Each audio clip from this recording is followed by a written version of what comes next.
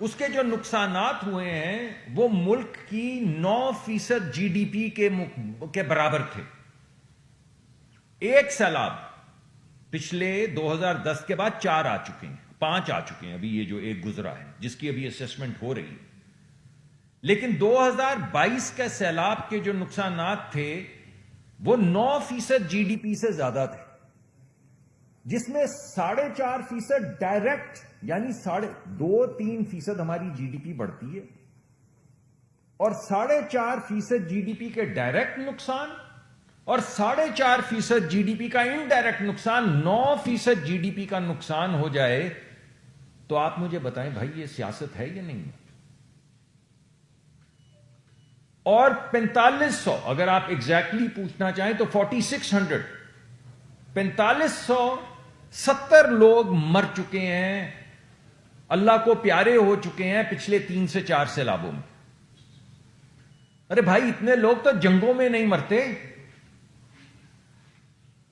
آپ یہ پچھلی 3-4 جو بھی اسکرمشز، جو بھی جنگیں ہوئی ہیں، آپ مجھے بتائیں کہ اس میں کتنے لوگ شہید ہوئے.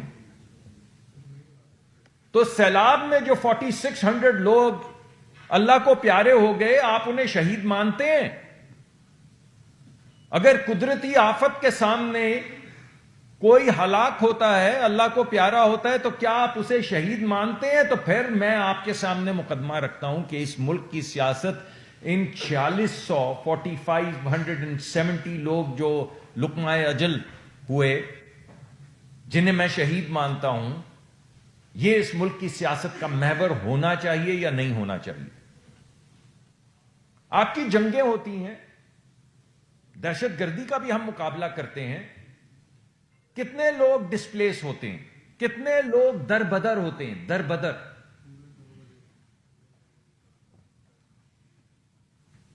40 ملین لوگ، 4 کروڑ لوگ ان 4 سیلابوں میں در بدر ہو چکے ہیں. ان کے گھر لٹ گئے، ان کے گاؤں لٹ گئے، ان کے ولیجز لٹ گئے. اور وہ ایک بچے کی تصویر میں کل پرسوں دیکھ رہا تھا جو بلوچستان میں ایک ہل ٹورنٹ کے بعد ایسے بے یار و مددگار اپنے باپ کی آنکھوں میں دیکھ رہا تھا. اس کی آنکھوں میں صرف خوف تھا کہ 8 سال کی محنت کے بعد جو کچا مکان باپ نے بنایا تھا وہ بہہ گیا، اور چند چادر، ڈنڈے اور چادر اڑتی ہوئی چادر کے کچھ وہ ایک لگا ہوا تھا، اور وہ بچہ ایسے دیکھ رہا تھا باپ کی طرف کہ اب